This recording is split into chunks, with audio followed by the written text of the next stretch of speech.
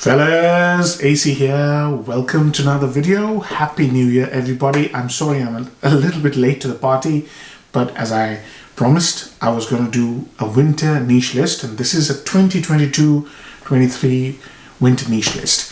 But before that, I wish you a very happy New Year. I'm hoping that your New Year is absolutely fantastic, full of happiness, full of warmth, full of love. And I'm hoping it's already off to a good start. So let's start. So I've got winter is my favorite month, my favorite period, because I like to wear complex fragrances when it comes to niche fragrances. I don't care about wearability too much. I do, and I have wearable winter niche fragrances as well. But this year, I'm in the mood to explore complex perfumery. And the best time to explore complex perfumery is winter. Because complex perfumery means it will have oud, it'll have leather, it'll have animalic notes, it'll have some sort of weirdness about it. It's not mainstream, and that's the whole point of niche perfumery, right? So in my collection this year, I've introduced a lot of fragrances which are in that category. They're very artistic, they're difficult to wear at times, but they're good fragrances. So sit back and enjoy. I haven't got my beer today, but I hope you get a beer. This is going to be a stunning video.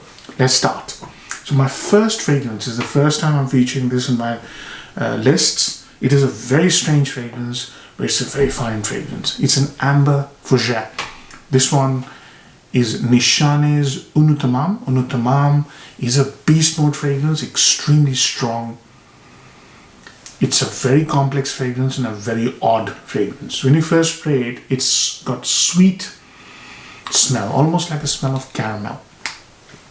And it's mixed with warmth. And it's again mixed with greenness and tremendous amount of spices. The biggest one for me is oregano. And oregano is probably the most profound smell you will smell in this fragrance for about half an hour. The fragrance completely flips and turns into an amazing modern green fougère towards dry down. This fragrance is so complex and it's got so many variations to it that I was completely bowled over. One of my most favorite amber fougères, very difficult to wear, so you'll have to watch where you wear it, and it's got a lot of projection. So this is a beast of a fragrance. Unutamam, if you haven't tried, if you like amber fougères, complex amber fougères, try this, right? Nishane. Next on my list is a tried and tested, wonderful fragrance, not difficult to wear at all, and very, very classy. This is again an amber fougère, and this one is Acqua di Parma Colonia Essenza. This is a terrific fragrance. Why? The notes are just stunning. It's a neroli based fragrance, but it's again balanced with warmth, balanced with heavy notes. I've done a full review, so I wouldn't spend too much time. But if you're into fragrances which have the orange blossom neroli signature and you want to wear it in winter, you couldn't get better than this. This is Essenza.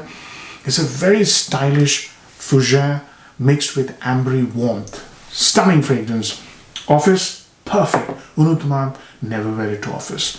But Essenza, you can easily wear it to office. Next one is another one of those fragrances which is an amber fougère, but it is another.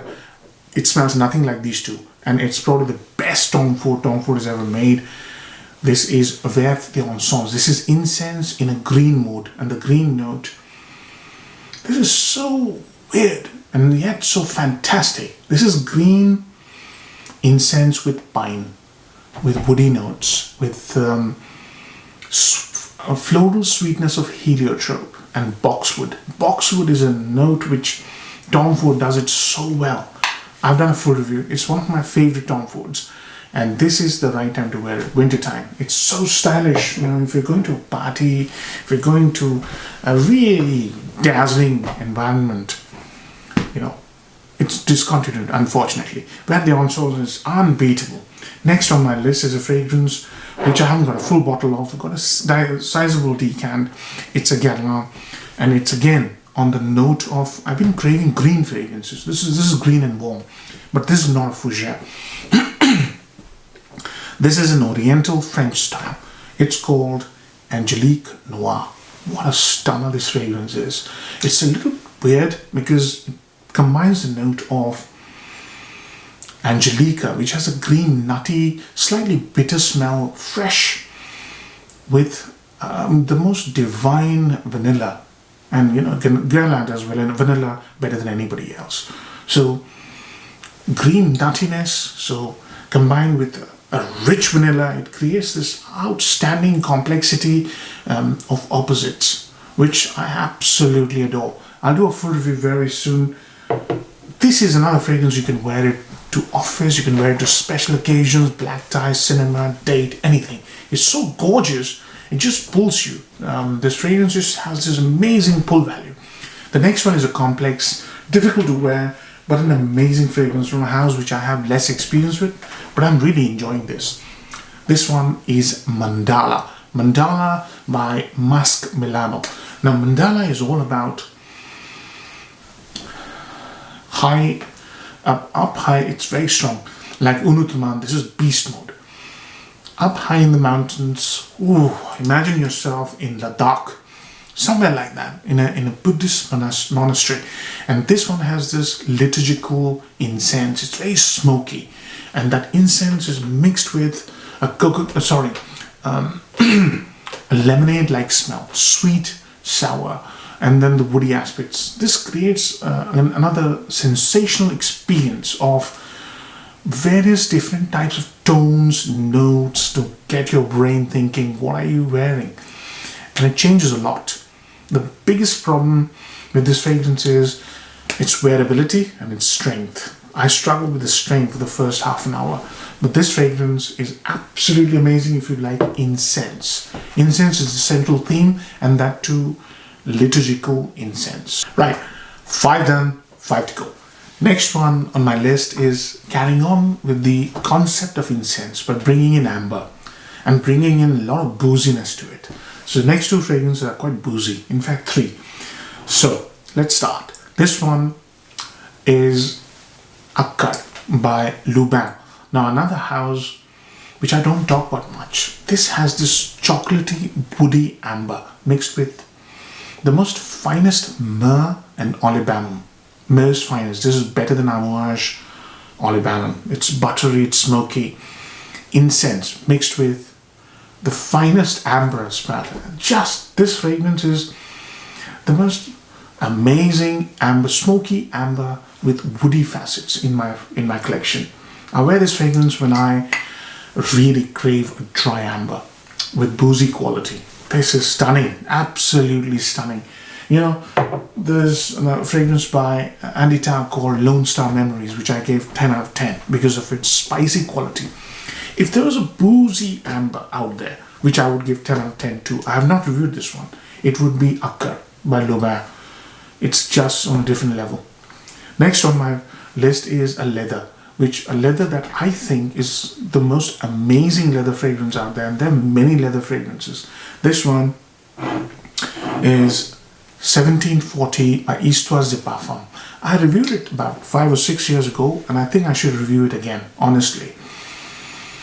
So this is about Immortelle, leather, spicy booziness. There's a lot of booze in this fragrance.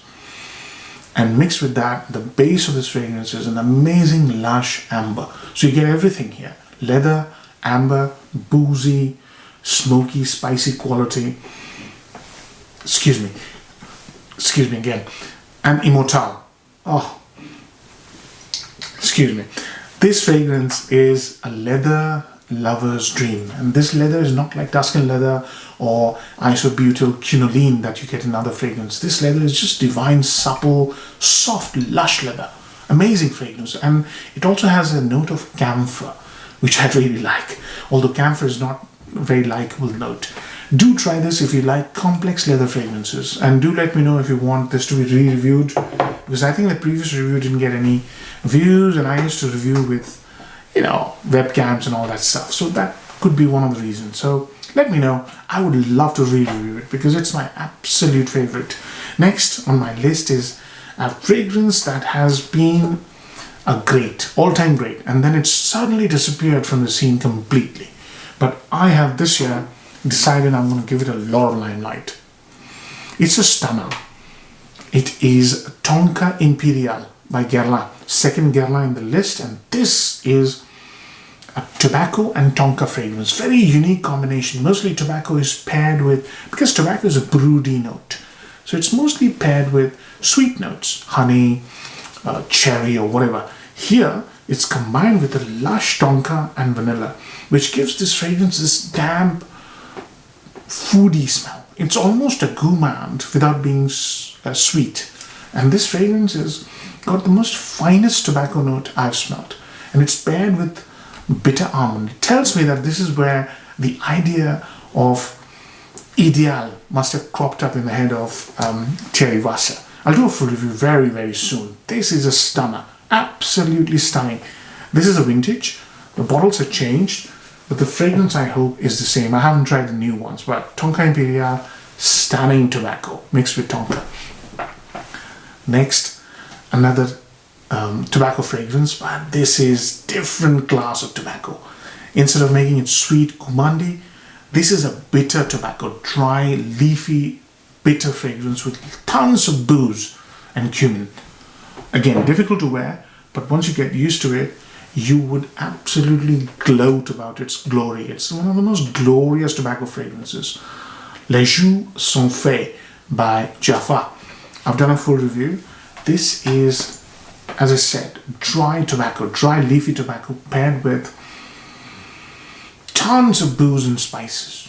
Yeah, it's a bitter fragrance, but the dry down, my God, what a fragrance this is. I've done a full review. Check it out. If you want a stunning leaf tobacco, proper dry tobacco with bitter aspects, it also has Angelique, so freshened up, dry fruits, booze, complex, amazing, amazing fragrance.